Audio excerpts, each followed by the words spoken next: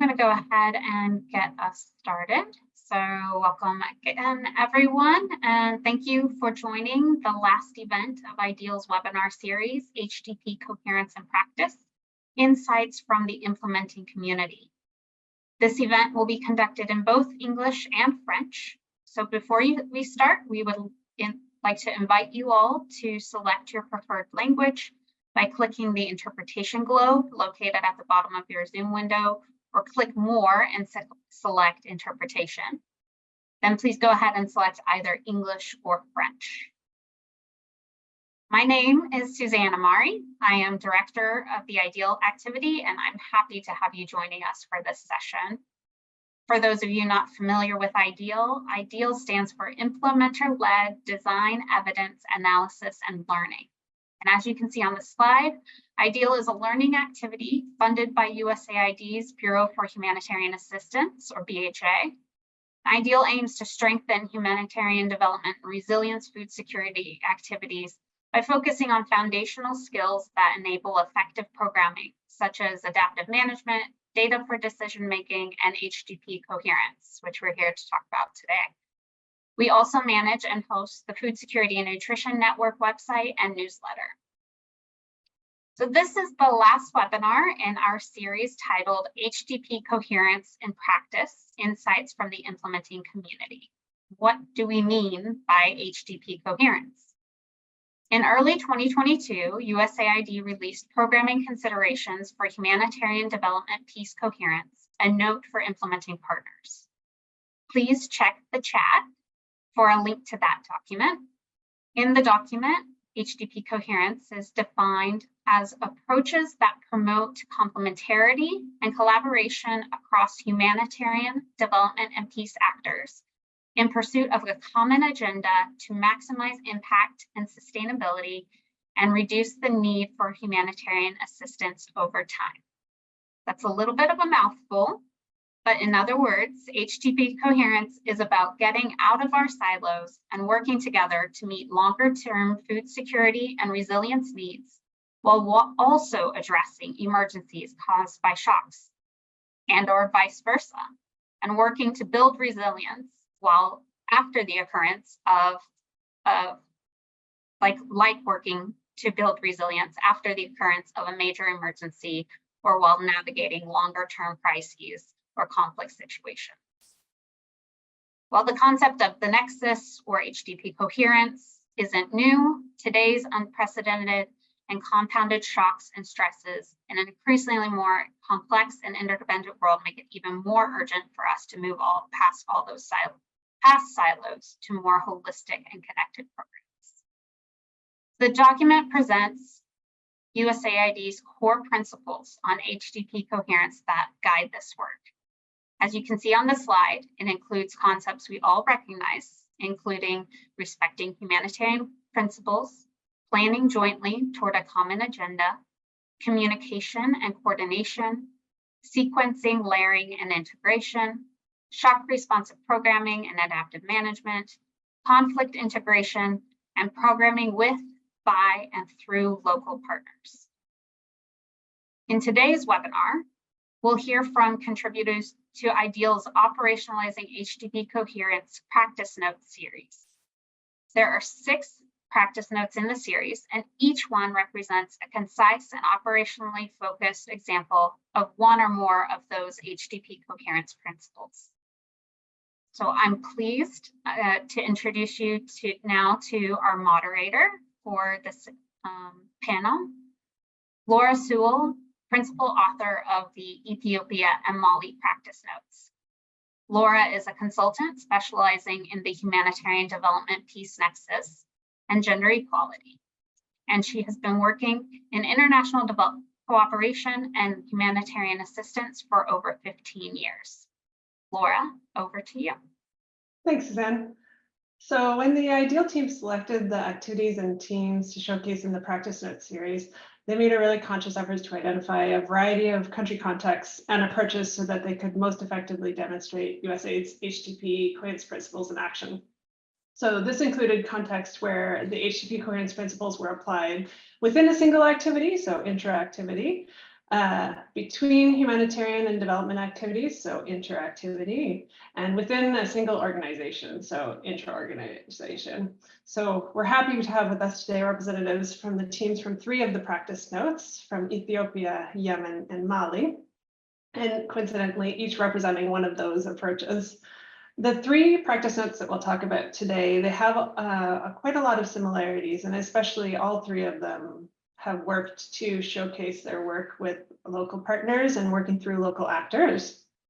But they also have some unique approaches to different principles, to other principles that are highlighted in USAID's HDP Coherence principles. And that includes creating and strengthening communication and coordination platforms across different kinds of assistance, strategically sequencing, layering, and integrating humanitarian development and peace assistance, and also championing conflict sensitivity and peace building efforts. So to start off with, the first practice note is the case of CARE Ethiopia and the Livelihoods for Resilience Consortium's USAID funded activity and their BHA funded Biruh Tesfa project. So CARE was already implementing the Livelihoods for Resilience activity along with their consortium in various regions across Ethiopia, including in the Tigray and Amhara regions when the conflict broke out in the north in 2020. The practice note showcases how that team successfully layered on top a humanitarian response in response to the northern conflict that broke out on top of their ongoing livelihoods development activity. In addition to the LFRR's consortium's work with local partners, the practice note also highlights their efforts in sequencing, layering, and integrating, which was a huge part of their project. So it'll be interesting to hear from them about that aspect. The second practice note that we'll highlight today is the example of CARE Yemen's programmatic approach to HDP Coherence. So this is interesting. This is how a country office approached it. Since the conflict in the mid-2000s, CARE Yemen had been really primarily focusing on humanitarian assistance. And as the context evolved, they started to realize that it would be more beneficial to be able to pivot between humanitarian and development programming, and also to be able to assist their local partners, who they work with quite a lot, to be able to do the same. So in addition to their work with local partners, their practice note also highlights their work in strengthening and learning across different kinds of assistance. So we'll hear a little bit more from them about that today. And the last practice note that we'll showcase today is the Mali Albarka activity. So Albarka is a USAID funded live resilience food security activity, RIFSA, and it's implemented in 3 states in north and central Mali. And these states are really chronically conflict prone and severely affected by climate change. So within the one activity of Albarka, that consortium's interventions support both households' long-term livelihoods resilience, and this is complemented by more short-term and punctual shock-responsive humanitarian interventions. Their practice note also highlighted working with local partners, as well as a really interesting emphasis on championing conflict sensitivity and peace building and sequencing, layering, and integrating. So I'm pleased to introduce our 3 panelists to you today. So the first person we have is Sarah Herbert. She was formerly Deputy Chief of Party of the Livelihoods for Resilience in Biruh Tesfa activity and project, and now is Deputy Chief of Party of SPEAR 2 at CARE Ethiopia. Yusuf Qatari, who is Consortium Coordinator at the Yemen Joint Response Program at CARE Yemen. And Umar Toye, who is Chief of Party of Albarka, the Albarka RIFSA, and he works in the consortium lead organization, which is Save the Children Mali. So, hi everybody. We'll start off with one question that we'll ask for the whole panel. So we'll start off with a question for the panel.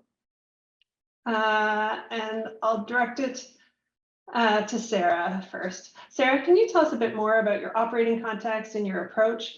What was the trigger that made it necessary for you to pivot from development to humanitarian programming? Thanks, Laura. So it really was the onset of conflict in Tigray region in Ethiopia, which really quickly changed the operating environment and really required a different approach to programming. As you noted, it was in late 2020 in November We were in our 4th year of implementing the Livelihoods for Resilience activity at that time, when conflict broke out quite unexpectedly in Tigray region.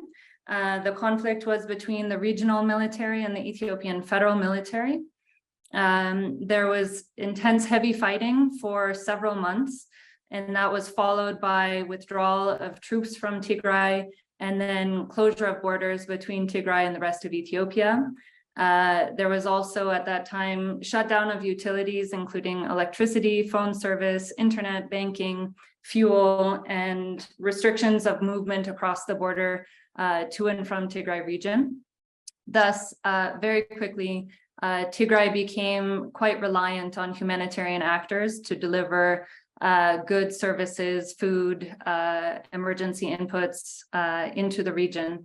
So in terms of shifting our approach, before the conflict, CARE and our consortium partners were implementing Livelihoods for Resilience, which was a USAID Feed the Future program, supporting livelihood development for poor households and the Ethiopian government's Productive Safety Net program. And L4R, which is Livelihoods for Resilience, was really a development and food security program, though there had been some localized shocks that had triggered use of crisis modifiers under our award. The project really was designed to build resilience to other less severe shocks, such as climate-induced shocks. And that's what we had really been kind of preparing households to be able to mitigate. But then given the dramatic change in needs in the operating environment in Tigray, and then eventually also in Amhara region as the conflict expanded, we quickly recognized that a really different approach to programming was going to be needed to continue to meet our beneficiaries' needs. And it really no longer made sense to be focusing just on building livelihood investments when people were facing really acute shocks and needs.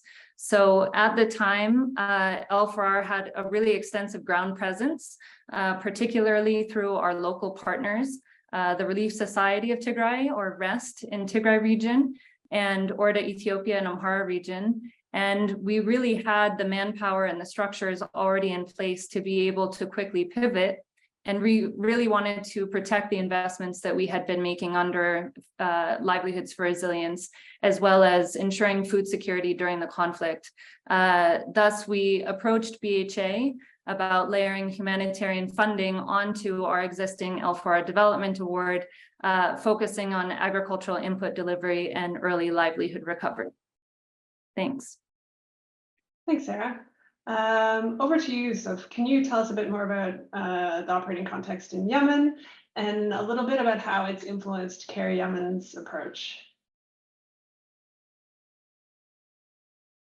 Sorry, I was muted. Thank you very much, Laura.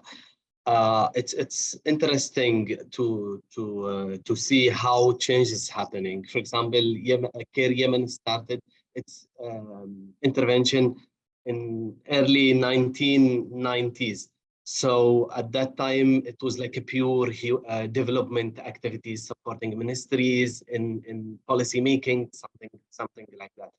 However, after the conflict of that started 2015, I mean, in our operating context, several factors pushed us to shift in our approach focus from development to humanitarian, taking in mind that 2/3 of the people in Yemen were in need for a life-saving activities. And also all of the access challenges, particularly the notable differences between the South and North challenges, like played important role in the type of humanitarian interventions.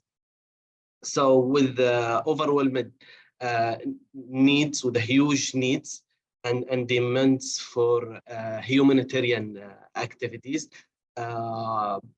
CARE and other organizations, they find themselves in a position that they need to shift from a development to humanitarian to meet at least the minimum needs of the people. I mean, it's obvious because of the huge need. Everyone find themselves like as an organization that they are humanitarian driven, and everything like changed from a development to humanitarian. Yeah. And now you're looking to shift back towards a bit of a mix? Yes. So after 2020, we find like this thing of we cannot just continue doing humanitarian, because we find some areas that is stable enough to do some development activities. And there is like a very important point that I would like to highlight it, that most of the NGOs, especially the local one, they started their work in humanitarian after the conflict. So they know nothing about how development is doing in the ground. So most of the NGOs, they believe that humanitarian is a stage, we need to complete it 100%, then we move to the next stage. And we are just waiting to finalize the stage of humanitarian, then we will start development. While it's not right in the real life. We need to do our interventions in like area based, to be like area based interventions. Some areas we need to do or we can do development activities. We can start do some development within the contexts, while the humanitarian needs is still there. We are having, for example, in Yemen, a lot of areas that is still in need for life-saving interventions, like the basic thing, water tracking, for example. There are areas still need for that kind of activities. So we cannot just say like we will stop all the humanitarian interventions and we are moving to the development. Rather than that, we need to think more about like doing things at the same time, humanitarian and the development. It needs to be implemented based on need, based on the ability to do that. Okay, thanks, Yusuf. Et dernièrement, Umar. Umar, pouvez-vous nous parler the operational context in Mali and Albarka's approach, and any triggers that led you to choose this approach? Yes, thank you. Thank you, Laura, for giving me the floor. I can tell you, the Albarka project is a multi-sector resiliency project implemented by a consortium of NGOs in the north and center of Mali. Within this consortium, we have Save the Children. That's one of our international partners, as well as other international partners. We have two of them. Viamu, who supports us in terms of recruitment and digital solutions. Also conflict management consulting that provides technical support to help us be more conflict sensitive in our activities. At a national level, we also have we have 3 NGOs. Each works in one of our implementation areas. There's one in the Timbuktu area, another in Bandiagara, and Bassat in Gao. For those who don't know northern and central Mali too well, it's an area that has undergone several shocks, chronic shocks, and is also suffering from climate change.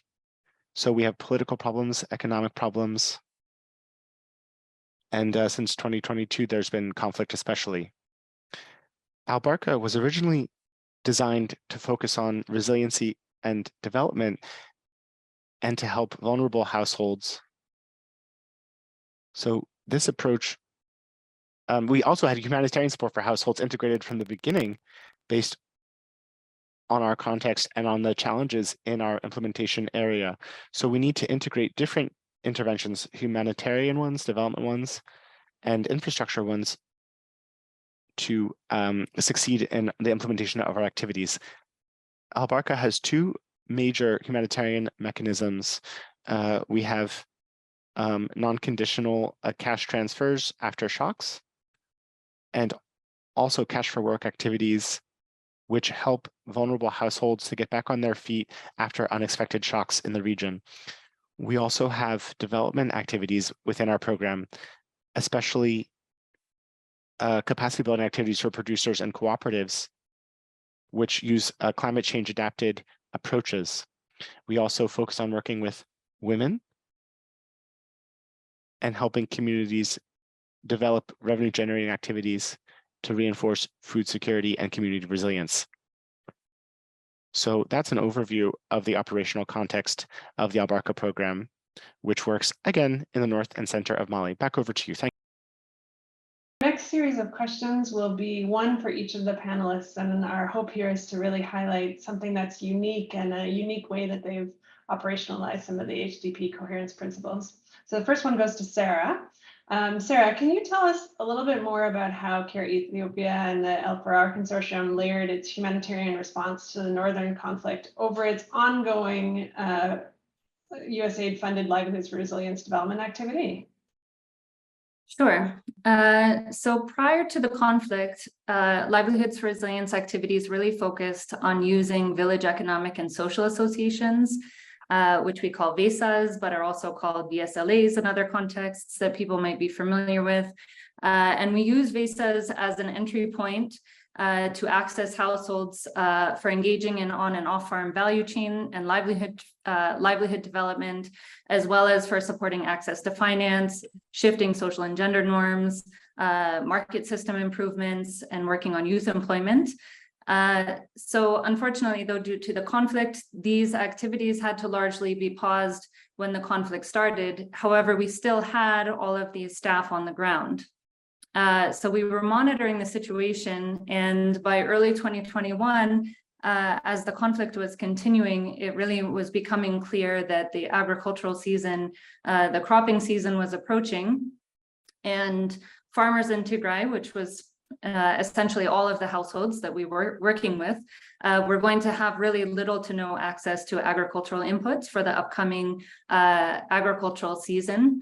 And we were concerned that this really could lead to some disastrous food insecurity in the region, given the border closures. In normal circumstances, fertilizer, crop seed, and veterinary services, among others, are delivered through a really robust government system that operates from the federal level all the way down to community distribution, and that's how households would access inputs. However, we really were assuming that this situation was going to be non-functional due to the conflict. In order to understand the situation, however, during a pause in the fighting, CARE staff, including our chief of party and our country director, traveled up to Tigray and conducted a rapid gender and markets assessment, which really confirmed the huge needs that communities were facing. People had lost their crops, their livestock, their household assets. They had been displaced. They were unable to engage in their livelihoods because of insecurity, and many girls and women were facing risk of gender-based violence. The trip also did confirm that most government systems were not functioning.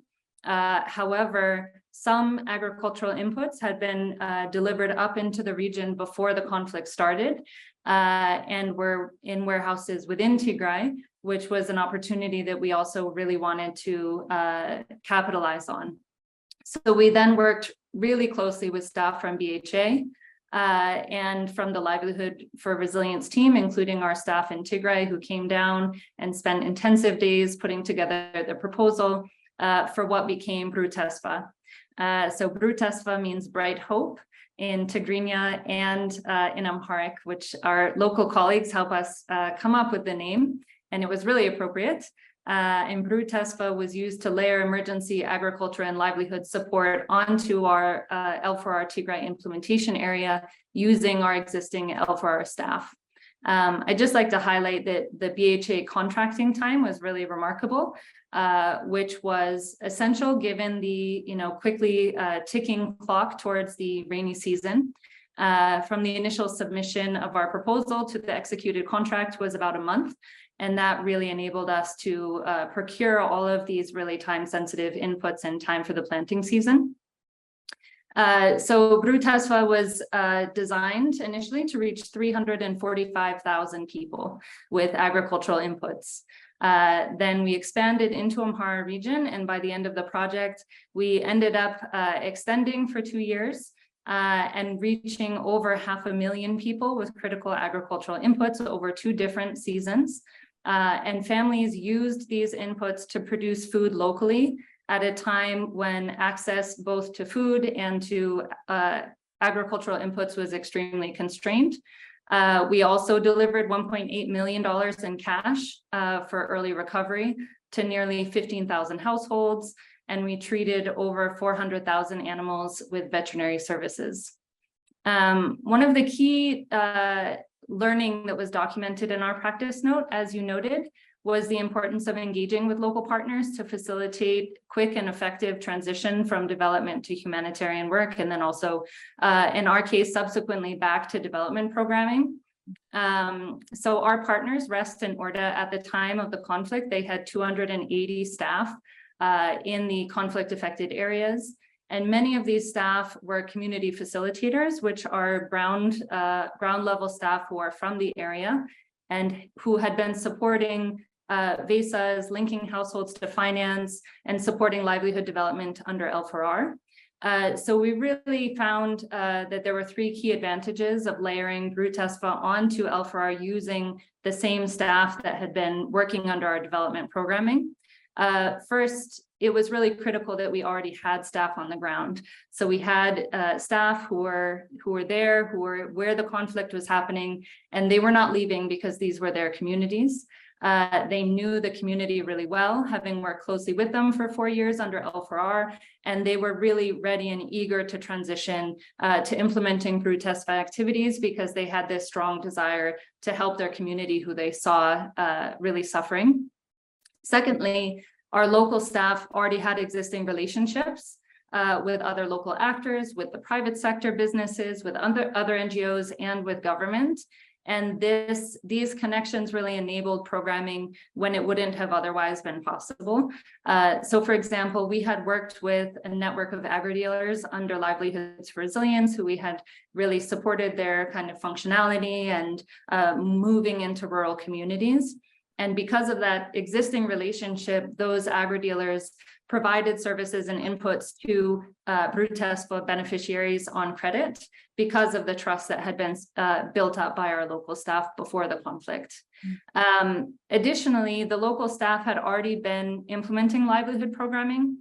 They knew which households had engaged in different types of livelihood activities, poultry production, sheep and goat fattening, and different crop production. So when then we came in to layer the Biruh Tesfa humanitarian support, it was really easy for them to target the appropriate humanitarian response for the right households based on what they already knew of their community's experience and technical competencies.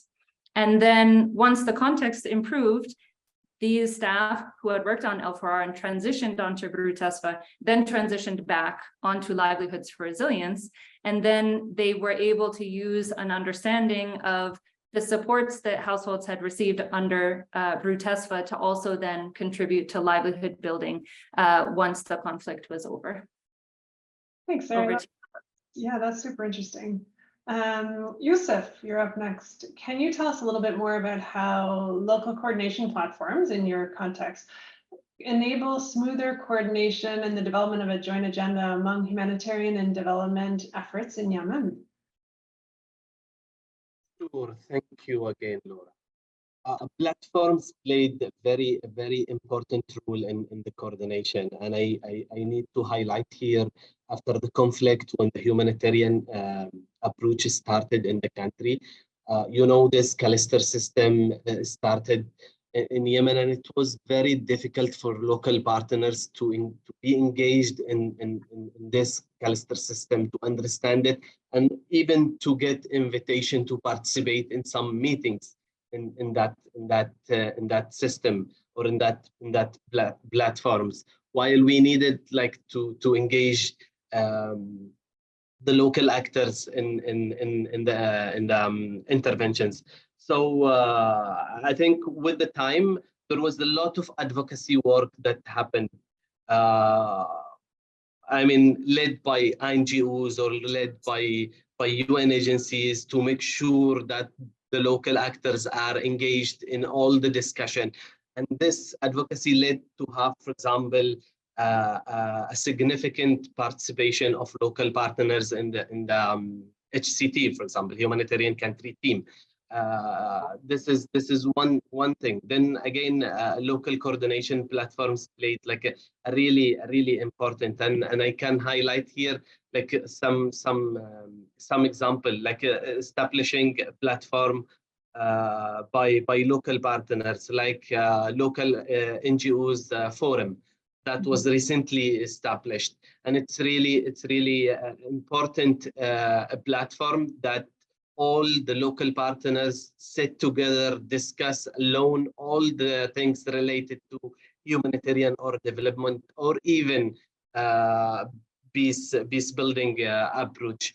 It's a huge initiative. It's something that we are expecting a lot from it.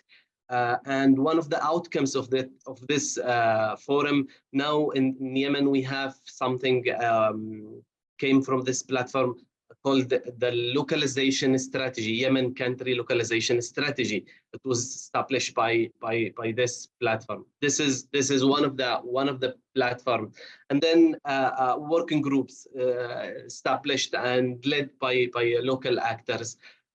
This working groups really played important role, and I can highlight here one of the examples, which is the Nexus working group. This Nexus working group, it's really important working group. It's not a working group to implement something yet related to Nexus, but it's a working group to spread the knowledge and information about Nexus. What is Nexus? As I mentioned before, most of the local NGOs started just after the conflict. And most of the local NGOs, they know only a humanitarian. They worked only in humanitarian interventions. They did nothing related to development or peace building. So it's a time now to spread knowledge, to spread information among all the local actors, to make sure that everyone at least have the same understanding, the same knowledge about Nexus. We are also expecting a lot from those platforms, and I think it's really something that we can build on. Thank you. Over to you. Thanks, Yusuf. That's really interesting about that Nexus subgroup for sure. Now over to you, Umar. How was Albarka able to focus on conflict sensitivity while also working on conflict resolution? Thank you, Laura, for your question, which is a very relevant one. Conflict sensitivity has been an essential part of the Albarka project. We need to make sure that when we implement our activities, we're paying attention to any tensions that exist within the community to not exacerbate any conflicts. That has become a big part of our strategy.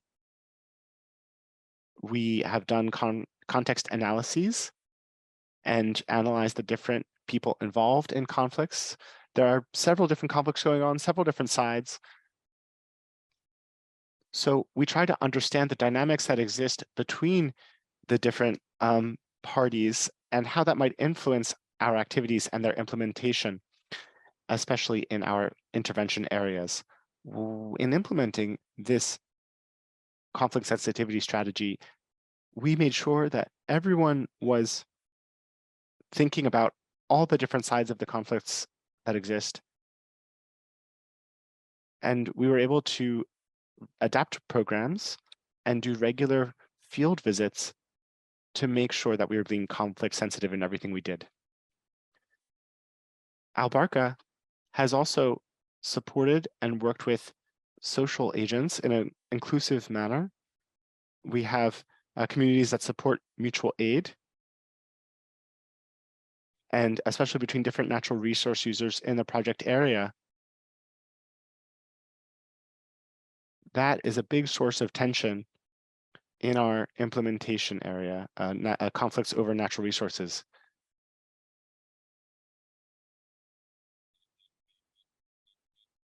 For Albarka,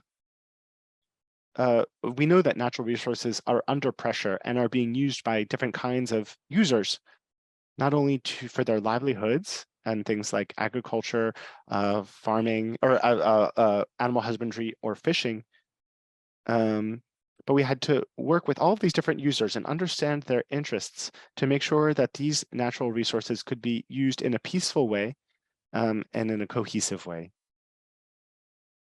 So to do that, we used an approach that focused on community action, an approach that was developed by Save the Children. And we tested endogenous solutions to try and solve the problems present in the field. So this community action approach allowed Albarka to help support the creation of 17 natural resource agreements, conventions around the use of natural resources, which cover forest resources, animals, agricultural land, and water. These conventions are written up in a participatory fashion by community leaders and then are confirmed by local authorities. The implementation of these conventions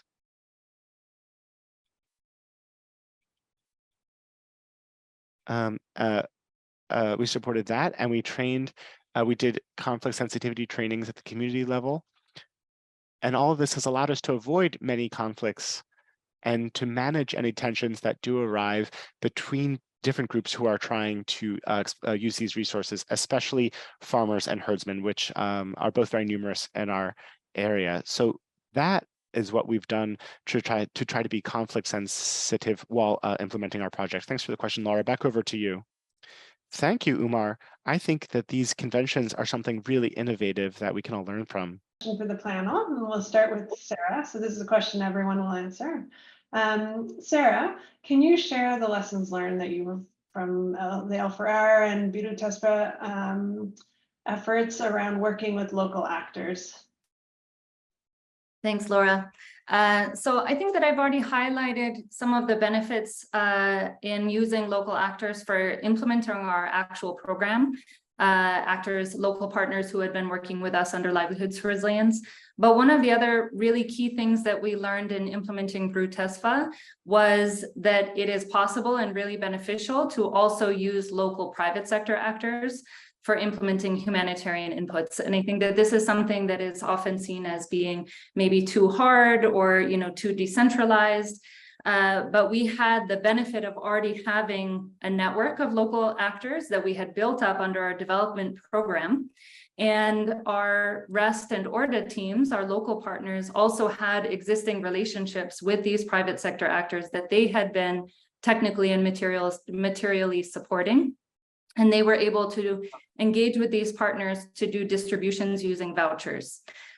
So we established voucher modalities to get households farm tools, vegetable seeds, pullets, which are 45-day-old chickens, using these small local actors.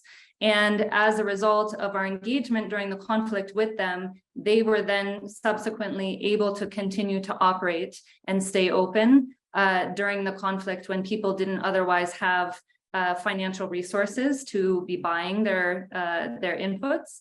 And as a result, these were some of the few actors that also continued to be operating after the conflict ended. So it really supported the income and livelihoods of the local actors, as well as being a more cost-effective and efficient way of getting out these inputs during a time when there were access constraints to the region. We also used vouchers for distributing fertilizer. So the REST team in Tigray worked closely with the local, regional, and Warada, which are district agricultural offices, to scan and understand how much fertilizer was available in the unions. So this is kind of the lowest distribution hub where households would usually have put aside savings and then go and purchase fertilizer from these unions, whereas we were able to engage them using vouchers. So households collected their fertilizer from the nearby union where they would have gotten it anyway, and where they didn't have to travel, which would have exposed them to additional potential security risks. And then we also were able to then cover the cost to the unions for then managing those distributions.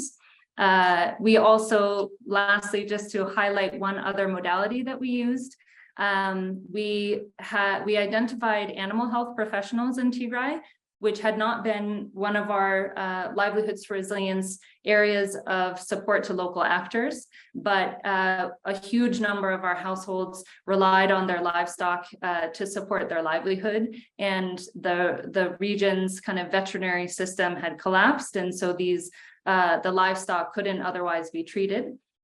So we contracted local veterinary professionals. We provided them with the drugs and supplies that they needed to treat animals.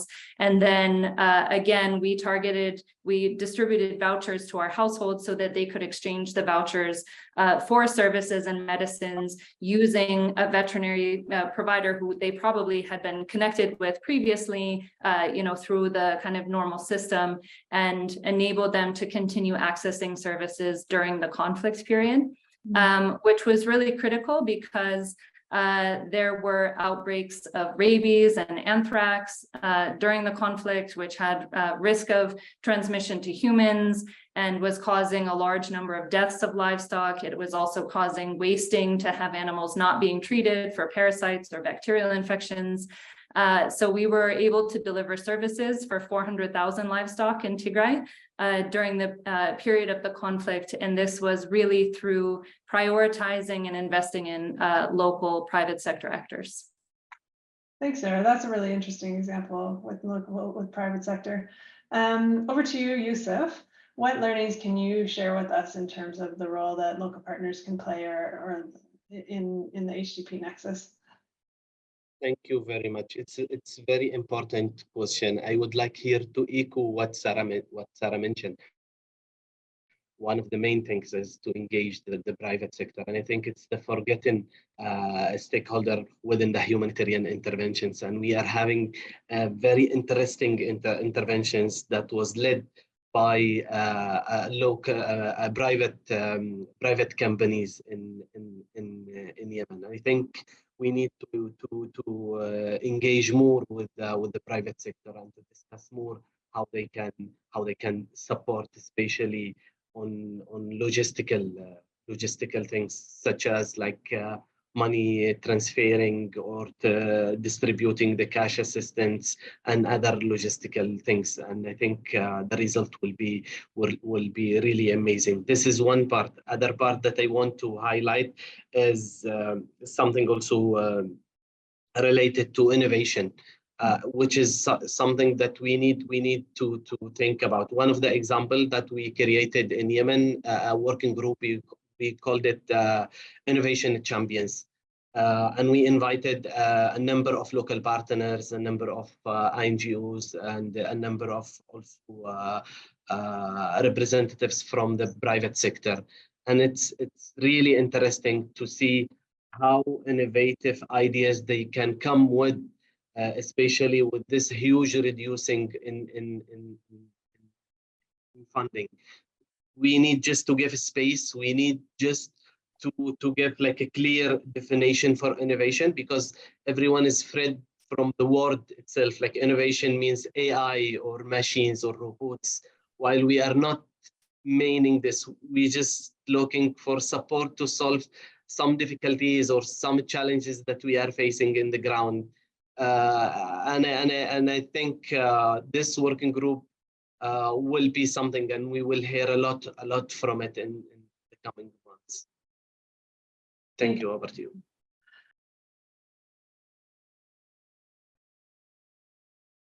And lastly, over to you, Umar. Can you tell us about some of the lessons that you've learned from Albarka's experience, especially in terms of working with local actors? Yes, thank you, Laura. As I've already said, Albarka's activities are mostly implemented by 3 local NGOs, and each one of those is well known to the local authorities in their implementation area, and they're also very plugged into their communities. So by working with these partners, we've been able to have the project be accepted very quickly at the community level. We were able to recruit staff locally. So we have field staff who are from those communities, who know the beneficiaries and know the region. This also helps the activities be sustainable and continue even in a volatile context. Local recruitment also makes negotiation easier, especially with certain communities, and it helps build and keep the trust of communities and have them accept project activities both today and in the future without any major problems. Beyond these local implementing partners, Albarka also works with 8 community platforms who have been either created by the project or revived by the project. And they work on community activities, they provide services, and they have a lot of independence. The leaders of these platforms are local resources, local people who are trusted and picked by the communities themselves because they are available, because they are committed, and they help provide services within these communities in a sustainable fashion. So by having local people, they have an important role to play in implementation across all implementation areas of the project. So that is the major thing we've learned from our experience of implementing with local partners. Work with local and community institutions that can help you with your implementation. Thank you. So now we have, our team has been collecting questions from the chat. So we have quite a few questions that have come up already. So I hope all the panelists are ready for lots of questions. I'll start out with a general one. Having a crisis modifier facility in the budget is critical to operationalize HDP in the field. Is there something to systematize in USAID funded projects? What is USAID's position on this? I don't know if we can answer what USAID's position is on this, but maybe Sarah, do you have, did you want to talk about maybe why the crisis modifiers that you have in L4R and how you've been able to use those? Sure.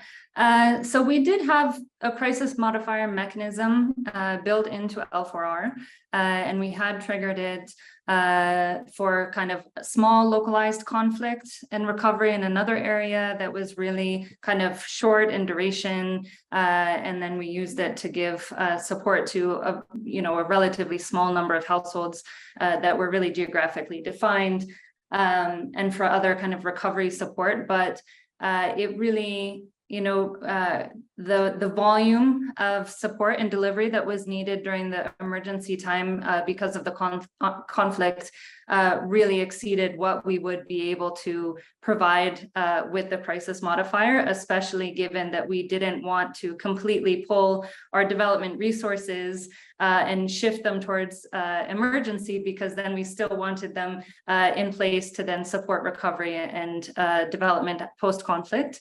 So, I think that crisis modifiers are a really good tool and a really appropriate mechanism that USAID has put in place, understanding that a lot of the environments that we're working in are volatile, they're subject to many different shocks, and having kind of a readily responsive mechanism in place to quickly be able to respond to those, then really does contribute towards the development outcomes. In our situation, though, it really expanded beyond the scale and scope of a normal crisis modifier. Yeah, what I think is interesting about some of the practice notes we have here is we have L4R, which had crisis modifiers built in, but then also took the opportunity to have a kind of pairing between development funding and humanitarian funding. And then if you compare that, for example, to Albarka from Mali, where they have humanitarian and development activities implemented with the same funding. So I think there's kind of some interesting sort of different scenarios of crisis modifier or different kinds of funding or the same funding for different purposes. I think that's kind of an interesting selection that we have here. All right, next question from the chat. Knowing that timing in the delivery of interventions when it comes to the nexus is critical, how do you assess the level of sequencing of interventions between different actors in Mali, Ethiopia, and Yemen? Have you encountered any particular coordination challenges or stumbling blocks, and how do you address them? So this is a question about how do you assess the level of sequencing of interventions? So maybe, Yusuf, this is a good question for you, I think, to answer, because you were talking about how partners are, have in their mind a certain sequencing. Yes. It's a critical question, especially that in a context, for example, like Yemen, where we can implement both like humanitarian and development at the same time, but in a different geographical areas. So as I mentioned before, that humanitarian is not like just stage that we need to finish it and then we move to the development. While I think we need to do many assessments during our interventions, but there are like some critical and important things that we need to consider it if we are planning to have a nexus or to have HDP approach. Flexibility, it's really needed in terms of the funding and changing the modality and changing the way that we are implementing, and also multi-annual funding. It's really important and give us like a really space to think, to plan, to prepare ourselves to do the needed intervention. I think from now on in a similar context like Yemen, we will need to have or to consider this multi-annual funding. We need to give more flexibility. We need to make sure that we are engaging local partners, local authorities, if we are looking to have like a sustainable impact, if we are looking to decrease the humanitarian needs and move forward to the development part. Yeah, thank you. Over to you. This is a question that is interesting for Umar as well. So the question was, how do you choose to time and sequence humanitarian and development activities? That's something that I think is very relevant for the HDP approach. Can you talk to us about that? Yes, timing. I'm sorry, I don't think I've understood. Sequencing. Yes, I think that's a very important question. Within Albarka, just like others have said, flexibility is key. And we worked with BHA to find opportunities to respond to crises as they popped up. So you have to be flexible.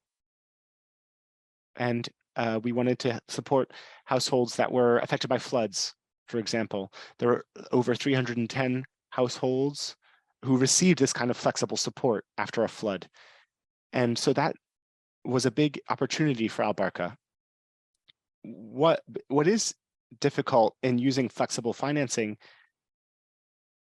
is that you need to already have it in the project proposal. And donors need to see that and approve that. But it's hard to describe how you're going to support households not knowing what shocks they'll face. And that can delay the implementation of some humanitarian activities that we're only doing periodically. But flexibility, it doesn't allow us to go beyond the design of our activities. That's something pretty important. We have to stay within our original project design, but we can be flexible within that. But we can't go beyond it. So to give you a concrete example, our households who were displaced from one area to another, we weren't able to keep helping them. They were in IDP and a displaced persons camp, and so we weren't able to help them there. So that's one of the lessons that we learned. I think we need to think about that more and talk about that more, especially with donors. How can we better integrate support for households like that? Households that still have needs even when they're displaced without warning. So that's my quick answer, Laura. And with some examples from Albarka about sequencing Sarah, our did humanitarian and you want to development touch on any activities. points on this issue? Sarah? Thanks. I was still catching the translation. Oh, sorry. I don't speak French. So one thing that comes to mind for me is anticipating future humanitarian needs at a time when there's a really acute crisis. So it's always very easy to mobilize resources. Well, I shouldn't say easy. There's always resource constraints, but it's relatively easier to mobilize resources when there is a clear, defined, and imminent need that humanitarian actors can respond to and are very well equipped to do so. CARE's humanitarian program, other international NGOs are really kind of well set up to do, shelter and kind of immediate, water trucking support or support for setting up IDP camps. And that is absolutely necessary. But one thing that was really critical in layering Biruh Tesfa was also the forward-looking part of anticipating what the next humanitarian consequence would be if we didn't meet a need that wasn't happening right now. So people were still, able to access some of the food from the previous year's cropping season. But we knew, having worked in the sector, that if we didn't get the inputs that they needed within a very narrow period of time, that then assuming that the kind of conditions, the operating environment and the conflict continued, that the future needs were going to be so far beyond what the humanitarian community would be able to meet with humanitarian food delivery. And so I really, again, kind of applaud BHA for being willing to think about agricultural inputs as life-saving commodities, which they really did prove to be. There were periods during the conflict when there was no humanitarian assistance getting into the region. There was one corridor and there was, long stints of time where it was either very delayed or where there really was no access. So the incoming supplies were far inadequate to meet people's needs. And because it extended for a 2-year period, the inputs that we provided in early 2021 then were transitioned into the food that families were eating in late 2021 and 2022 during the conflict. So it really mitigated the need for future humanitarian support. And I think that that is one aspect of kind of the sequencing and layering, depending on the context, that should really be, considered and prioritized for funding rather than kind of delaying funding until the crisis has happened. Also, just to note that in terms of sequencing and coordinating with other partners, similar to the mechanisms that Yusuf highlighted in CARE Yemen as being really critical. WFP had a logistics cluster that was operationalized during the conflict, and they provided really enormous support in coordinating the different local and international partners, and also coordinating between the humanitarian actors and the government to be able to identify which partners were giving which services, coordinate transport, make sure that they were facilitating access issues. And so that was really another critical element of kind of the whole ecosystem that enabled the kind of proper sequencing and integration across not only sectors within one organization, but also between multiple organizations. Yeah, thank you. Yeah, I think that's a really interesting addition. We have a question. Laura, je voulais aussi. Oh, Laura, if I can add something. Yes, go ahead. Yes, if I could add something. In terms of sequencing and layering, beyond the periodic humanitarian activities that we're doing, in terms of integration and sequencing and layering of HDP activities, in order to have the most impact on beneficiaries, with Albarka, we have several different kinds of humanitarian activities, mainly 3 kinds. Monetary distribution, which we do for vulnerable households,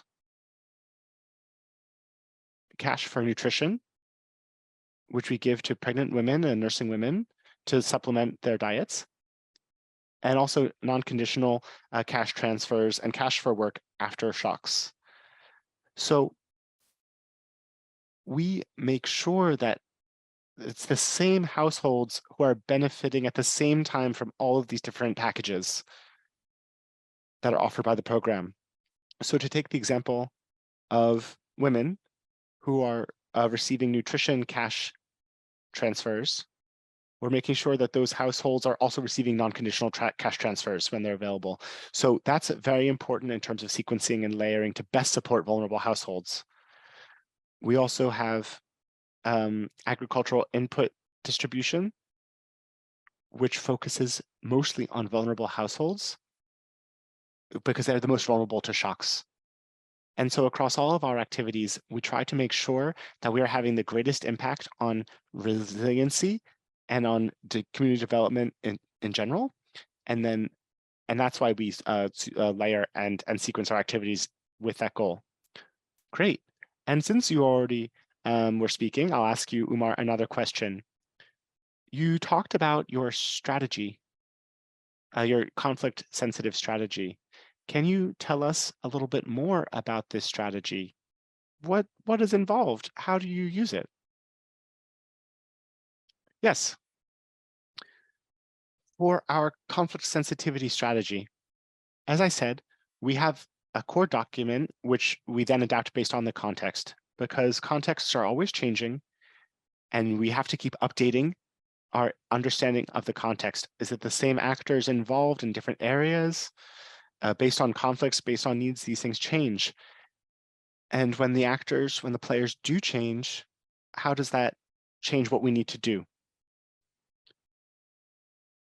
But in everything we do, we start with conflict sensitivity during design and then implementation, based on the context and the dynamics on the ground between the different players. And that allows us as a program to identify what adaptations are necessary for specific communities based on the dynamics within them. And we take all of that into account when we're scheduling activities and when we're implementing them. Sometimes, based on these analyses, we will need to change our implementation approach for some activities, or we'll need to we'll need to build capacity, we'll need to work on communication, we'll need to work on specific topics within the program. And so we have kind of continuous context analysis, which is then integrated into the conflict sensitivity of all of our activities. And I think you also have specific guides about that. Yes, we have a specific guide for some activities. For example, wash infrastructure activities. We developed a guide for conflict sensitivity for wash infrastructure, and that includes not only the site where the infrastructure will be built, but also how the infrastructure will be used by the community to make sure that it's meeting all of the needs, all of the potential needs in the community. And we have a lot of herdsmen, pastoralists in the area, and also farmers. These two groups have different needs. And so we need to make sure that we're working with both of these communities to put a strategy in place so that everyone can use natural resources without conflict. And that is really important with wash infrastructure, for example. We also have other guides for other specific activities. Those, the ones that where you really need to be sensitive and where decisions need to be made when we're operationalizing cash transfers, things like that, to support vulnerable households. So that's what I can tell you kind of quickly about conflict sensitivity within Albarka. We have a question for Yusuf. How does CARE work within the humanitarian response plan in place for Yemen, which has humanitarian and development plans incorporated within it?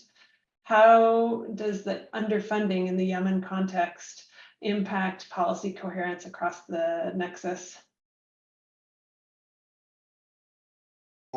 It's something that is clear that in Yemen we are facing a huge gap in terms of funding, but and also the response plan, it shows the huge need, the huge number who are in need for humanitarian support. But again, it's also clear that we will not be able, as an organization or as a humanitarian system that is exist in Yemen, with the limited funding that we are having, to respond to the whole humanitarian needs or to meet all the needs. But again, we are doing our best in prioritizing the most needed cities, for example, or groups or communities, and prioritizing them to support them to deliver the humanitarian assistance and services to those who are like really in need for those kind of services. But again, I mean, we cannot expect with this huge gap in funding that we as a humanitarian organization will be able to do to do a lot, or to respond to all the needs in the country. And this is the sad part of the story, that we are not able to meet the needs. We are not able to meet even 50% of the need. Yeah. Do you find, in terms of policy coherence, then, that some parts of the nexus are prioritized over others? Like there tends to be more humanitarian or more development or less peace building funding? Yeah, I think what we are in need now in Yemen is for more assessment activities. We need to reassess the need, taking in mind the development approach, taking in mind the peace building also approach. I mean, there is a clear gap of the assessment. There is a clear gap of the data in the country, and I think we will need to invest more on do like more assessment. I think the last assessment for the need in the north was in 2018, and there is like a huge change from 2018 up to today. I think we need to talk more about that within the humanitarian actors, and also with the donors, about really doing more assessment, more studies, more data collection about, I mean, to know more about the needs, to know more about the areas that is ready to do development activities, and also to reassess the areas that still in need for humanitarian interventions. Yeah, and I'll pitch in my unsolicited opinion here, which is that I find that peace building is a very underfunded sector in comparison to the other two, both peace building as standalone programming and the ability to incorporate peace building and conflict sensitivity activities into either development or humanitarian programming. So I think that creates some tension in terms of the policy coherence. Okay, next we have a question. Yeah, Oh, go on, Yusuf, did you Yeah, want to respond? I think it depends on how we identifying or define like the peace building. What is a peace building approach? Yeah. I mean, any activities can be considered a peace building activity in a way or other if it helps. So it's not an easy activity to say like this is a peace building activity or this is like activity who support the peace building process. So it's quite interesting to talk specifically about this. Yeah, that's true. That's true. Yeah. Because social cohesion, which is a part of a lot of development programming, is also part of peace building programming. I'm going to ask a question to Sarah. So the question is, one of the challenges in these situations is that quote unquote development staff aren't able to move at a humanitarian pace. CARE talked about moving staff from one project to the other, but what did this mean at the human skills level? Was training or a change in management style required? That's a great question because we were a development team. So I will not deny that it did take some quick learning, on the job training for some in our team. However, all of the partners that were engaged, so both CARE, REST in Tigray, and ORDA in Amhara, are big organizations that have multiple teams across their organizations and multiple different types of work. So all of us organizationally had a lot of humanitarian competency within the organization. And I can speak for working within CARE that we really utilize the expertise and guidance and experience of our humanitarian colleagues to give us tips and guidance on how to best go about types of, large-scale distributions that hadn't previously been part of L4R. Also managing, fortunately our procurement team also was accustomed to the timeline of humanitarian service delivery, and that was actually a huge component that enabled us to deliver at scale quickly because they knew, how to quickly kind of collect pro formas and, organize vendors, and knew also who was working in the space who could deliver at the volume that we were looking at. So I think from an internal perspective within our team, we really selected, even though we were doing humanitarian programming, we worked within the same sector on our emergency program as we had on our development program. And so that minimized the need for additional training and skill building because it was, working with livestock, working on crop production, working with livelihood recovery support. And this was very much in the kind of technical wheelhouse of our staff across the organizations. And there was also just an enormous amount of commitment from our staff.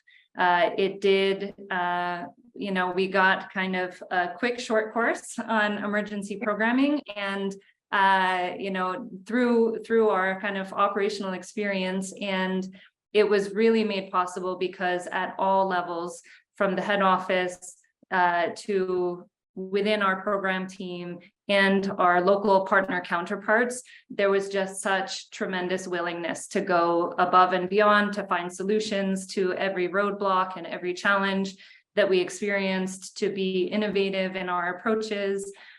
In the way that Yusuf was talking about, not, sophisticated innovations, but, when one door closes, where is the window, and finding the window very quickly to be able to, continue implementing. We also had a large team. And, you can do things quickly when you have the existing staff capacity already that you couldn't do, or that would have taken much longer to do if we had been a smaller organization operationally, and then also a smaller project team. But it was a huge learning for me, and a great opportunity. And I can appreciate the question, but our team was really remarkable in rising to the challenge.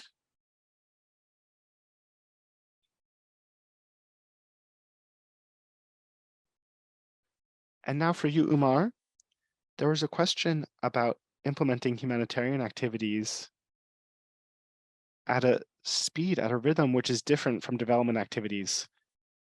And since you use the same staff to do both, for example, post-crisis cash transfers, as well as development activities, so do you have a specific kind of training or management that is necessary to help your staff do the two at the same time?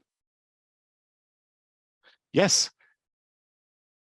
One of the particularities of Albarka is that we are a Nexus project, humanitarian development focused.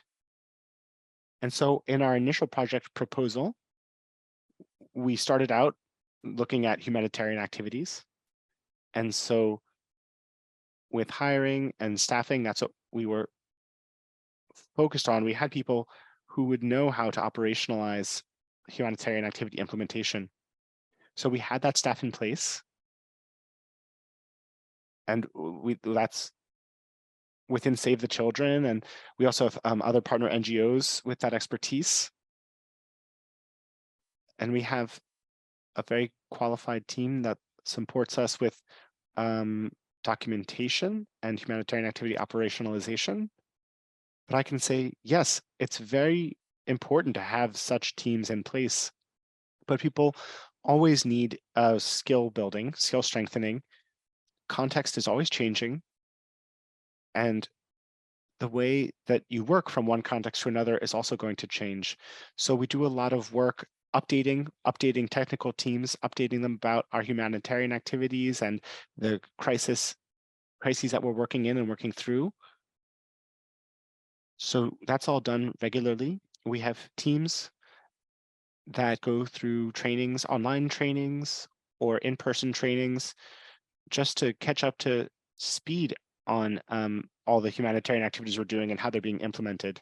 So yes, I think the question is very important. And within Albarka, we're thinking about that regularly. We're coming back around to that regularly. Thank you. Back to you. We had a question about social cohesion and how your programs promote social cohesion. I think as a follow-up to Yusuf's and my debate around social cohesion and peace building. So can you talk a little bit about how you have used social cohesion or programming aspects, maybe with local partners or local platforms, to build social cohesion as a part of the peace building approach of your program? I will start with Sarah. Thanks. So as I mentioned, under Livelihoods Resilience, we had these village economic and social associations, or VESAs. In the areas that we were implementing the conflict emergency programming, we had 2,800 VESAs with over 50,000 members who are all PSNP clients. These were groups of 15 to 20 people who had been meeting regularly to save and lend to each other and engage in discussions on different kind of social issues. And as a result of the activities that we had been promoting before the conflict, there was already really close relationships among members of these VESAs. So we assessed kind of what was the contribution of VESA members to social cohesion during the conflict time when other resources weren't available, including for access to finance, but also just for access to information and access to kind of social support. And VESA members really talked about turning inward towards their VESAs for social support and cohesion during the conflict time, to find out, what was the kind of security situation, to share challenges that they were experiencing, and also to find solutions and to identify, they even pivoted kind of or adapted their VESA modality in order to prioritize giving financial support to households that faced some really particular crisis, that just out of the sense of solidarity, the entire VESA wanted to support. So if there was a woman who was about to give birth who needed to be transferred to a nearby health facility to ensure a safe delivery, VESA members pooled together their savings and gave it to that woman so that she could have, a safe birth. Or if there were other, if someone lost a relative and was really in a crisis, they really helped each other within the groups. So we know that, social support is really critical to building resilience and to being able to be resilient to conflict and to other types of shocks. So in our Livelihoods Resilience Endline survey, which we did after the end of the conflict and after the end of Biruh Tesfa, we asked households across our regions of implementation who had helped them during the last difficult time that they had faced. And a remarkable number of people cited VESAs. So 44% of respondents indicated that other VESA members had helped them and were the most important source of support, whereas another 44% talked about their own family as being the source of support. So they really connected very closely with one another and utilized the form of the VESA that had again been kind of put in place before the conflict to help them kind of bear the burden of the many shocks and strains that they experienced during the conflict, and also to respond to their economic difficulties. Yeah, super interesting. I remember that story of the woman who went to her VESA or got her VESA to support her when she was abandoned and had to deliver. Yusuf, did you want to add anything on social cohesion? I'll just add a quick example to what Sarah mentioned. I mean, one of the activities we do it's something we call it cash group transfer, where we create a community committee group, and this community committee, they are the one who decide what the kind of service that they need. If they need to do some rehabilitation, for example, to a health center, or to some routes, or to fix the water system that they are having. And the intervention from the NGO, it's not providing everything they decide, but we provide only something between 20 to 50% of the need or of the budget for the thing that they decide to do, and the rest will be provided by the community itself. And it gives this kind of the community ownership of the activities, and we see like how effective it is. I mean, such activity, it's not, I mean, it's effective in terms of budgeting. It's effective in terms of creating this ownership of the services, and also it's remarkable when it comes to the sustainability of the intervention.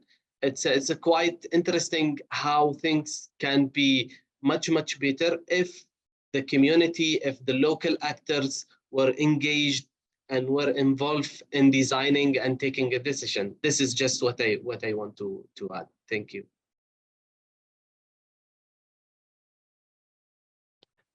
Now, same question for you, Umar. Oh, you've got 1 minute, but I would like to ask you. You already spoke a bit about conflict resolution. I know you have a really good conflict resolution example from your context. Can you share that with us? Yes. As I said, Albarka does everything we can to try to prevent conflicts within our communities. And that has been our approach since the program started. And it's a participatory approach. When we are going to provide food support to a community, for example, the whole process of how that support will be targeted, who will participate in the different humanitarian activities, it's the community that decides that. We have a community structure that is responsible for raising the alert when there is a shock within the community, but that same body also selects beneficiaries based on criteria decided by the community itself. And so those are our early warning and emergency response groups. And they were already existing, but we strengthened them across our implementation area because they really help us target activities like cash transfers and give us access to the community. They also help us identify productive activities that can be involved in the Cash for Work program. So the community itself identifies and highlights what their needs are, and that helps us decide how we'll make those transfers. That's very important. And we also do a lot of that work around natural resource management to make sure that natural resources are used effectively, efficiently, and in a coherent manner, in a peaceful manner. So it's the communities themselves that decide what the sanctions will be if someone does not follow the rules of the conventions, of the natural resource management conventions that are signed within the community. So the community decides what the punishments will be, decides how the resource will be used. And that's all done through the natural resource management communities. Another important approach that Albarka has developed for peace building and social cohesion is the community meals approach. And it has three advantages. So community meals, they're an event, they're an occasion to share learning. We have women groups that share out nutrition information during these meals, but it's also an event that puts the spotlight on local products because the community brings the ingredients together and decides what dishes they'll prepare. And they talk about the nutritional value of the different options. And so it's an opportunity for women in the community to come together and talk about these things and also to work on cohesion. It brings everyone together to eat around the same dish, around the same shared dish, to share the same meal. And that really does a lot to contribute to social cohesion amongst women's groups and amongst the community more widely speaking. So that's what I wanted to share with you about what we're doing for peace building and social cohesion through our activities. Thanks very much. Back over to you, Laura. We've come to the end of our time, so I'm going to pass back to Suzanne to close us out. Thank you very much to the panelists. Thank you all. I do hate to have to bring this really great discussion to a close. Thank you, Laura, Sarah, Omar, Yusuf, all for your really great discussion, and thank you to everyone who attended today and bringing your really excellent questions to allow us to have this really great dynamic discussion. It was a wonderful conclusion to our HDP Coherence in Practice webinar series. Before you log off and head on to other activities today, please fill out our session evaluation. You'll see a link to it in the chat. This really helps us as we plan our other events to make them more relevant and more interesting for the community. Please make sure to check out all of the practice notes for more inspiration for operationalizing HDP Coherence. That link is also being shared in the chat. And lastly, look out for an email from Ideal. We'll email you a link to the recording from today, the practice notes, as well as the recordings and related publications from the previous webinars that you see on your screen. Thank you all again for a really great discussion today, and we look forward to seeing you in other Ideal events.